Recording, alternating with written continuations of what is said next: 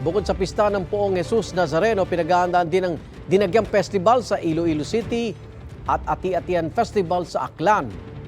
May unang balita live si Zen Kilantang Sasa ng GMA Regional TV. Zen! Igan, 8 competing tribes ang magpapakita na naman ng mga makukulay at makahulugang performances sa Dinagyang Festival ngayong taon. Ilang linggo bago ang highlights, pinaghahandaan na rin ng pulisya ang pagpapaigting ng seguridad dito sa Iloilo City. Isinusulong ng Iloilo City Police Office na magpatupad ng signal jamming sa highlights ng Dinagyang Festival 2025 sa January 24 hanggang January 26, 2025.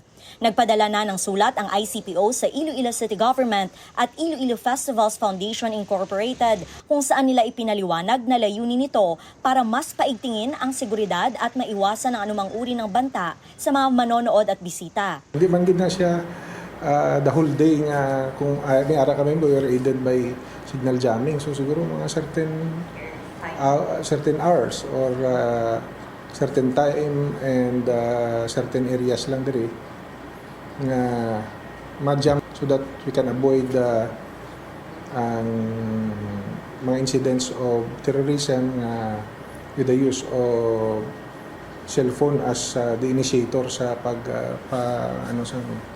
mga devices. Hindi naman pabor si Iloilo City Mayor Jerry Tranias sa inirekomendang signal jamming sa Dinagyang kung wala rin naman daw device ang pulisya. Gusto niya nga i-avoid ang mga tabo to nga ang iba hindi makontak, no? Kag not only ang Iloilo City, even ang mga neighboring towns affected, even up to the Guimaras. Ayon sa PRO6, mayroon silang signal jamming device pero nagpapatuloy pa ang assessment kung kakailanganin nga ang signal jamming sa Dinagyang celebration. Matanda ang walang signal jamming na ipinatupad noong Dinagyang 2024.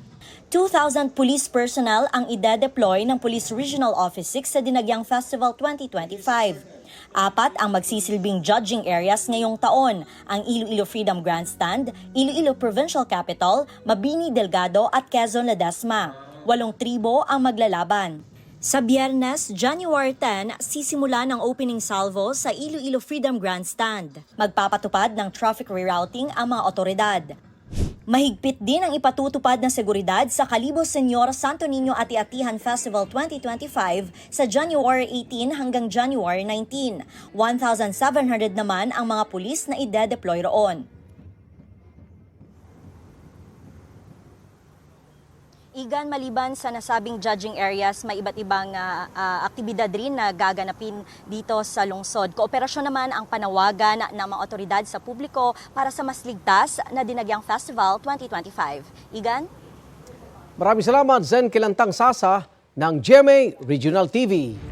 Igan, mauna ka sa mga balita, mag-subscribe na sa GMA Integrated News sa YouTube para sa iba't ibang ulat sa ating bansa.